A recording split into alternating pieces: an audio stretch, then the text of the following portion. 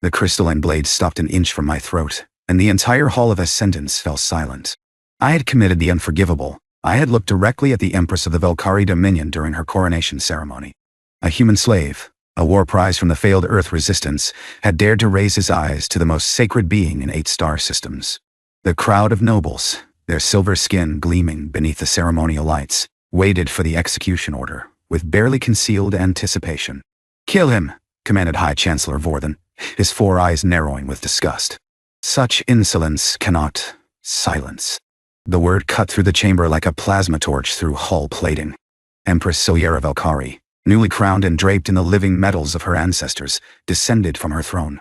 Her movements were fluid, deliberate, each step a declaration of absolute authority. I forced myself to remain still, though every instinct screamed at me to run. 3 years as a captive had taught me that running only made the end more painful. Instead, I watched her approach, cataloging details the way I'd learned to during my years as a xenoanthropologist before the war. The slight tremor in her secondary hands. The way her ceremonial headdress sat awkwardly, as if she'd never worn it before today. The isolation in her violet eyes. She was young for an empress, I realized. Possibly younger than me. "What is your designation?" she asked, her voice carrying the harmonic undertones that made Valkyrie's speech both beautiful and alien. "Marcus Cole, your radiance." I used the formal address I'd heard the servants whisper. "Former research specialist. Earth Coalition. Current property of House Valkyrie." A murmur rippled through the assembly. I had stated facts, nothing more. But to name myself before my station was another breach of protocol. The blade pressed closer. "You looked at me," the Empress said. It wasn't a question. "Yes, why?" The honest answer was complicated. I had spent 3 years with my head bowed, shuffling between kitchens and waste processors, surviving on scraps of dignity I could hoard in private moments. When the coronation summons came, I had expected to serve drinks or clean floors. Instead, I'd been positioned at the front of the servant column, the token human, the living trophy of the Dominion's greatest conquest. But when she had taken the crown, when I'd seen the isolation in her posture, the weight settling onto shoulders held rigid against trembling, I had recognized something. Something I had felt when Earth fell. When my wife died in the bombardment. When everything I had been collapsed into ash and survival. "Because you look like you needed someone to see you," I said. "Not the crown. You." The silence that followed was absolute. High Chancellor Vorthen sputtered. "Your radiance. This creature speaks madness." The Empress's voice dropped to a dangerous register. "Or have you forgotten that my first act as sovereign can be removing those who presume to command me?" Vorthen's silver face paled to near white. He bowed deeply, retreating. The Empress turned back to me, and for a long moment, she simply studied my face. I wondered what she saw. A man aged beyond his 34 years. Scars on my hands from labor meant to break me. Eyes that had learned to watch without hope. "You were a scholar," she said finally. "I studied other civilizations, how they lived, what they valued." I paused. I never imagined I would become a subject of study myself. Something flickered across her features, there and gone before I could name it. "The protocol demands your execution," she said. "You have committed Veilshar, the piercing of sacred distance. No human has ever been pardoned for such an offense. I understand your radiance." She was expected to punish me. Every noble in the chamber leaned forward, hungry for blood, eager to see the new empress prove her strength through cruelty. This was how the Valkyrie tested their rulers, watching to see if they would falter when tradition demanded harshness. Instead, she asked me to stand beside her. "Rise, Marcus Cole." The words made no sense. I remained on my knees, certain I had misheard.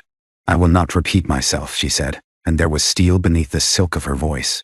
"Stand beside me, now." I stood. My legs shook, from fear, from exhaustion, from the sheer impossibility of this moment. The Empress gestured, and the guard with the crystal blade retreated, confusion written across his features. "Your radiance," Vorthen began again, his voice strained with barely controlled outrage. "This is unprecedented. The traditions were written by my ancestors to serve the Dominion's needs," she finished. "I'm now the Dominion. Its needs are mine to determine." She turned to address the full assembly, her voice rising to carry throughout the vast chamber.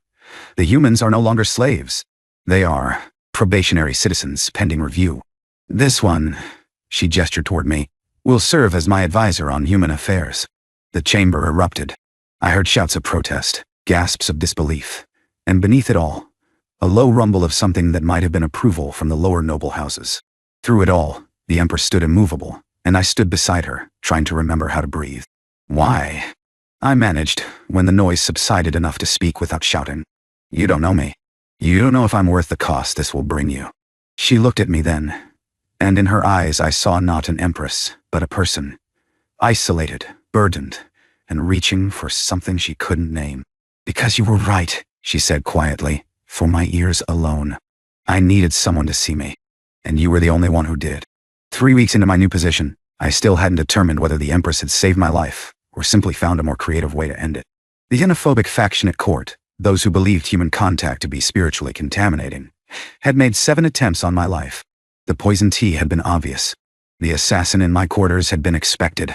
The collapse of the meditation bridge I crossed each morning had required more sophisticated planning, and I'd barely escaped with a broken rib and a new appreciation for the depth of my enemy's hatred.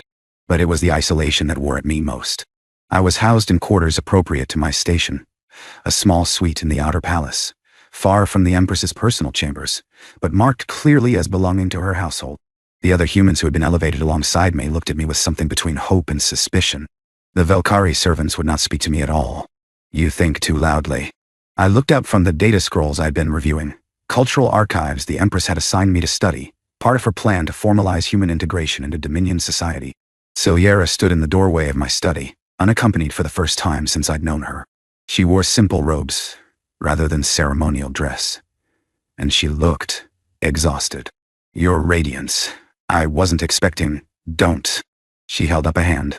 When we are alone, you will use my name. That is a command. Siliera. The name felt strange on my tongue, too intimate for the distance between us. She entered the room and sat in the chair across from my desk, moving with none of the careful grace she displayed in public. Here, in private, she moved like someone carrying too much weight. You survived the bridge collapse, she said. Barely.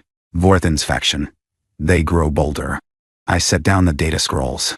With respect, this isn't news. You knew what you were risking when you elevated me. When you declared our people citizens rather than property. I knew. She studied the room, taking in the sparse furnishings, the security nodes I'd installed myself.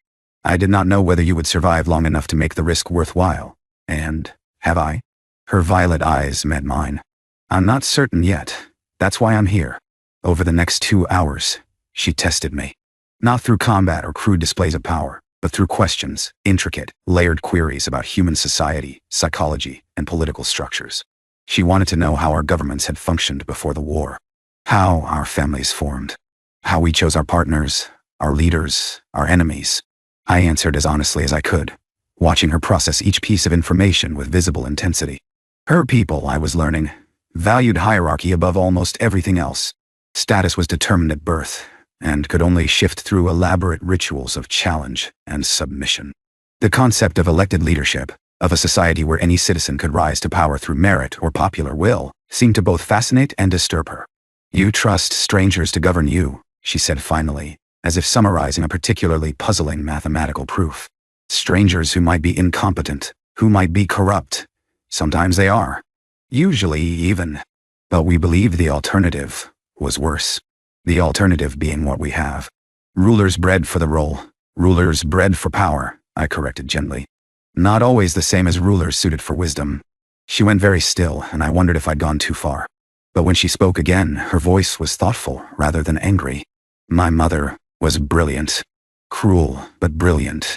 She designed the conquest of your world personally, the strategy, the timeline, the propaganda that convinced our people the war was necessary. Siliara's hands, all 4 of them, clasped together in her lap. She never asked if it was right, only if it was possible. And you? I have asked the question. I have not found a satisfying answer. She looked away. I was never meant to rule. My brother was heir. He died 4 years ago, a hunting accident, though most believe Vorthen arranged it. Mother followed 2 months before the coronation. Officially, age and grief. Unofficially. She shrugged, a strangely human gesture. I was not prepared for this. I was trained for diplomacy, for cultural liaison, to be married off to some allied house and produce appropriately connected offspring. Not to govern. For what it's worth, I said, you're doing better than you think.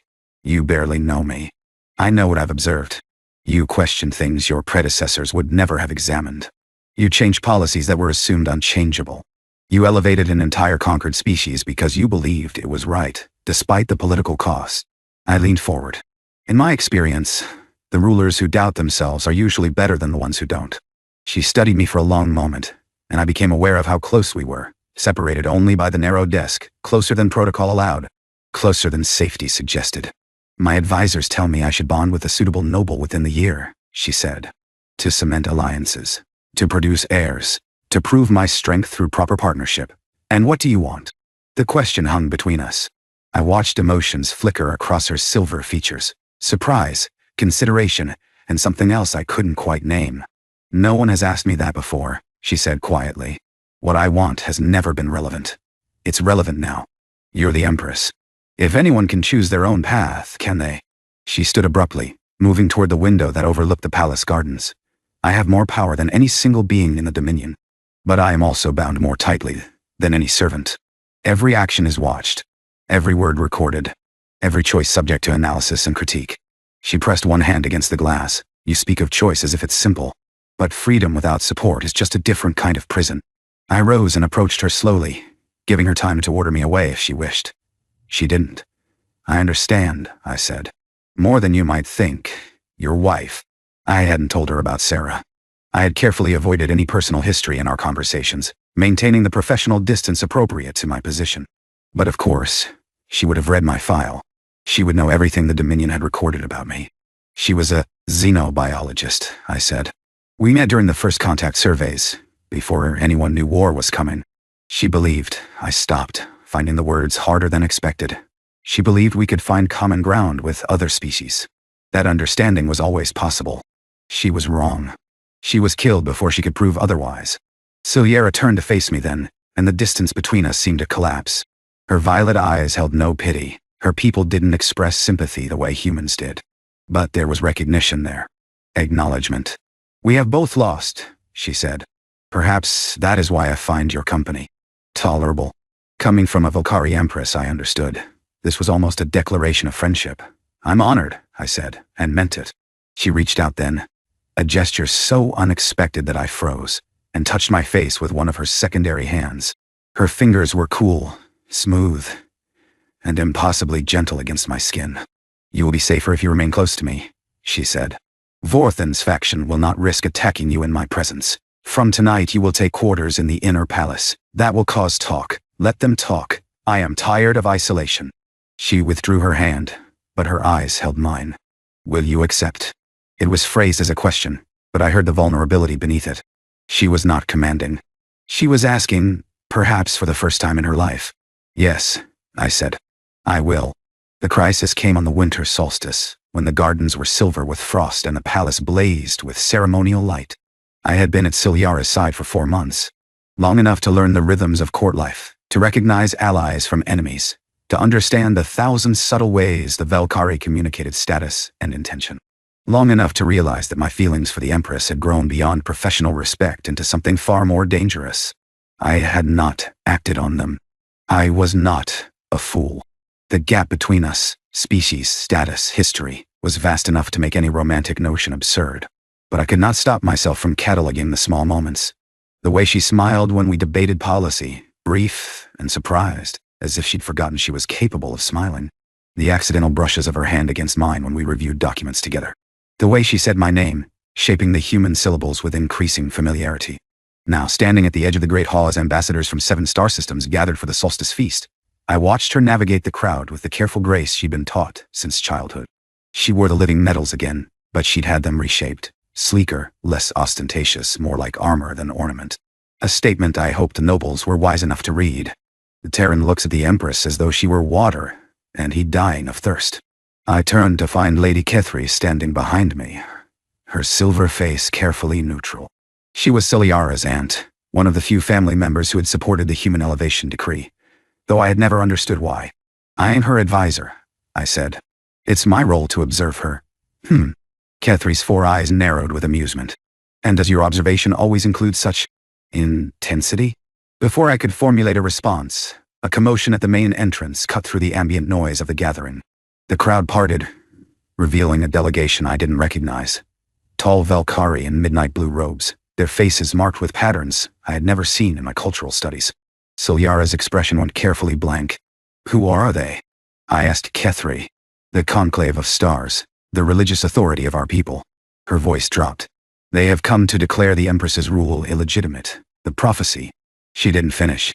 The leader of the delegation was already speaking, his voice amplified to fill the hall. Siliera Velkari, you have violated the sacred compact. You have elevated the unworthy. You have broken the chain of proper hierarchy that maintains our people's spiritual integrity. He raised one hand, revealing a crystal staff that pulsed with inner light. The conclave has determined that your rule is void. You will submit to purification and yield the throne to the next worthy heir. I expected Siliera to argue, to cite law or precedent, to fight with the political skills she demonstrated for months. Instead, she stood frozen, her face draining of color. The next worthy heir is Vorthen, she said, her voice barely audible. There is no one else. Correct. Vorthen emerged from the crowd, his smile predatory. I did warn you, Your Radiance. The old ways exist for a reason. Your reforms have destabilized the natural order. The conclave has simply recognized reality. The nobles began shifting, forming new alliances before my eyes. Those who had supported Siliera retreated. Those who had opposed her moved to stand with Vorthen. In moments she was surrounded only by her personal guards, and me. Marcus. Her voice was barely a whisper. You should leave. What comes next? No IT. The word came out harder than I intended. The surrounding nobles stared at me with fresh contempt, but I didn't care. I had spent 3 years as a slave, bowing, and scraping, and surviving. I had watched my world burn and my wife die and my people reduced to property. I had accepted powerlessness because I had no other choice. But this was different. This was a choice. I won't leave you, I said, stepping to stand beside her. Not for tradition, not for prophecy, not for any of them. You don't understand. Her voice broke. The purification ritual. They will strip my mind, my memories, myself. I will become nothing. And you? She turned to face me, and I saw tears in her violet eyes. They will execute you as a contaminating influence. There is no escape from this. Then we don't escape. I reached out and took her hand, her primary hand, the gesture of deepest significance in Velkari culture. Around us, I heard gasps of shock, but I didn't look away from her face. We stand, we face it together. And if we fall, at least we fall fighting. Why? The question tore from her, raw and desperate. Why would you sacrifice yourself for me? I am the representative of the empire that destroyed your world.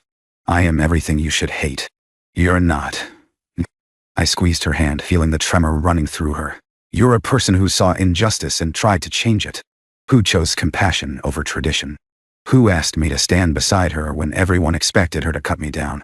I smiled, despite everything. I'm a xenoanthropologist, Siliera. I've spent my whole life studying what makes civilizations worthy of survival. And I've never found a better example than you. The conclave leader raised his staff. Enough. Seize them both. Wait. The voice came from behind me. Lady Kethri stepped forward, her bearing transformed from casual observer to something far more commanding. The human speaks true, she said, her voice carrying throughout the hall. And his words invoke the right of Salvathor. The conclave leader hesitated. Even Vorthen looked uncertain. The right has not been invoked in 600 years, he said. It is archaic. It is law. Kethri's eyes swept the assembly. When one of elevated blood is challenged, and a companion of lower station declares their worth before the assembly, the right applies. The challenge must be proven through trial, not mere declaration. Is that not so, honored conclave? Silence. The religious leaders conferred in hushed tones. The law is valid, the leader admitted finally. The trial shall proceed.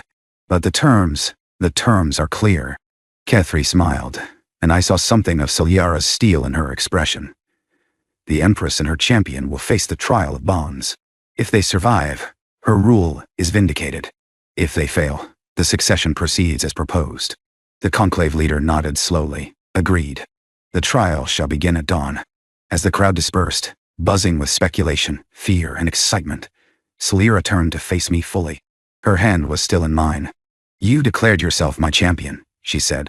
Do you understand what that means? I'm beginning to suspect it's not good. The trial of bonds tests the connection between ruler and companion. We will face challenges designed to break trust, exploit weakness, and force betrayal. She stepped closer, close enough that I could see the fine patterns in her silver skin, the darker flecks in her violet eyes. If we succeed, it means… What? It means acknowledging what is between us, publicly, permanently. Her voice dropped to barely a whisper. Marcus, if we survive this, you would be bound to me. By our law, our culture, our very existence. There would be no going back. I thought about Sarah, about the home I had lost, and the future I had never planned. About the strange path that had led me from Earth's destruction to this moment, holding the hand of an alien empress who had somehow become the most important person in my universe. I know, I said. I choose it anyway. The trial of bonds took place in a chamber I had never seen, a vast underground space carved from living crystal, its walls pulsing with light that responded to emotion. The conclave watched from elevated galleries. Vorthin stood among them, his confidence visible even at a distance. Lady Kethri sat apart, her expression unreadable. Suyera and I stood together in the center of the floor, hands clasped, facing whatever would come. The first trial, announced the conclave leader, is the trial of truth. The light changed, bathing us in a pale blue glow. I felt pressure in my mind, gentle but insistent, like fingers probing at locked doors. You will each speak your deepest truth regarding the other, the leader continued. Any deception will be detected and punished. Begin. I looked at Suyera. She looked at me. And I spoke. When I first came to your court, I expected nothing. I had lost everything that mattered. My wife, my world, my purpose. I was waiting to die. The words came easier than I expected, pulled from somewhere deep. But you saw me, not as a symbol or a tool or a trophy, but as a person. And in that seeing, you gave me something I thought was gone forever. You gave me a reason to care about tomorrow. The blue light pulsed. Verification, I assumed. Suyera's turn. Her hands trembled in mine. I was raised to believe that connection was weakness, she said. That rulers must stand alone. Above feeling. Above need. But loneliness is not strength. It is merely another kind of death, slower and quieter. She took a breath. When Marcus looked at me during my coronation, I felt seen for the first time in my life, and I have spent every day since trying to be worthy of that seeing. Not as an empress, as a person. The light pulsed again. True, the second trial, the leader announced, is the trial of sacrifice. The floor beneath us shifted, separating us onto floating platforms that drifted apart. Between us, the crystal walls displayed images. My memories, Suyera's memories, playing out in terrible clarity. Each of you carries a wound, the leader said. A loss that defines you. To pass this trial, you must offer that wound to the other. You must share not just truth, but pain. The images focused. I saw Sarah's face, her laugh, her determination, the moment the sky opened with fire. I felt the old agony rise up, the grief I had buried to survive. And then I spoke, letting the memories flow through words, telling Suyera everything. Not just facts, but feeling. The love I had known. The destruction I had witnessed. The guilt of survival. I held nothing back. When I finished, the platform drifted closer, and I saw tears streaming down Suyera's silver face. Her turn. Her memories showed a childhood of isolation, a mother's cold ambition, a brother's death, and the suspicion that she could have prevented it if she'd been braver. The burden of a crown she had never wanted. The crushing loneliness of power. When she finished speaking, our platforms had merged. We stood together, closer than before, changed by what we'd shared. The final trial, the leader announced, and his voice had lost some of its certainty, is the trial of union. The crystal chamber erupted with light, harsh, blinding, painful. I felt pressure crushing me from all sides, trying to separate us, to tear our linked hands apart. Through the agony, I heard the leader's voice. This trial can only be passed by two who are truly bonded, who choose each other not from duty or convenience, but from the deepest truth of what they are. Speak the words of binding if you dare. Speak them, and be judged. I didn't know the Valkyrie binding words. I didn't know if they would mean anything coming from my human throat. But I knew what I felt, and that would have to be enough. I choose you, I said, forcing the words through the crushing pressure. Not because you're an empress. Not because you saved me. I choose you because you're the bravest, kindest, most frustratingly stubborn person I've ever known. Because you make me want to be better. Because when I'm with you, I'm not just surviving anymore, I'm alive. The pressure intensified, my vision blurred, but I held on. Suyera's voice reached me through the chaos. I choose you, she said. I choose the man who looked at me when no one else would. Who stood beside me when wisdom demanded he flee. Who offered me his pain and received mine without flinching. Her grip tightened on my hand. I choose you, Marcus Cole, human of Earth, with all that I am and all that I will be. Let the Dominion witness. Let the stars themselves record it. You are mine, and I am yours, and nothing in this universe will ever change that. The light reached a crescendo and stopped. We stood in silence, still holding hands, as the crystal walls dimmed to a gentle glow. The conclave leader descended from his gallery, his expression complicated. The trial is complete, he said. The bond is true. The Empress's rule is vindicated. He paused, looking at me with something that might have been respect. And the human is recognized as imperial consort, with all rights and protections thereof. The galleries erupted, shock, outrage, and somewhere, the sound of applause. I saw Vorthan's face twist with fury before he swept from the chamber. I saw Kethri's satisfied smile. But mostly, I saw Ciliera. She was looking at me the way I had dreamed of being looked at, with love, with wonder, with the absolute certainty that comes from choosing and being chosen. Imperial consort, she said, and there was laughter in her voice. You realize this makes you the most powerful human in the galaxy. I realize this makes me the luckiest human in the galaxy. I pulled her closer. Everything else is paperwork. She laughed, a real laugh, free and surprised, the kind of sound I had never heard from her before. Then her expression softened. When I asked you to stand beside me, she said quietly, I never imagined this. I never imagined you would become what you needed, what I wanted. She touched my face with all four hands, a gesture of complete acceptance in her culture. I asked you to stand beside me because I was desperate and alone. But I keep you beside me because I cannot imagine facing another day without you. I kissed her then. Not the formal gesture her court would expect, but the human way, direct and warm and full of every feeling I had been hiding for months. She stiffened briefly, surprised, then melted into it with a soft sound that made my heart stutter. When we finally parted, the crystal chamber had filled with light again, warm, golden, pulsing in rhythm with something that felt like joy. The court will never accept this, I said. The court will adapt. They always do. She took my hand again. The primary gesture, the one that meant forever. And if they don't, we will change the court. Together? She smiled, and in her violet eyes I saw the future, difficult and uncertain, and absolutely worth fighting for. Together, she said.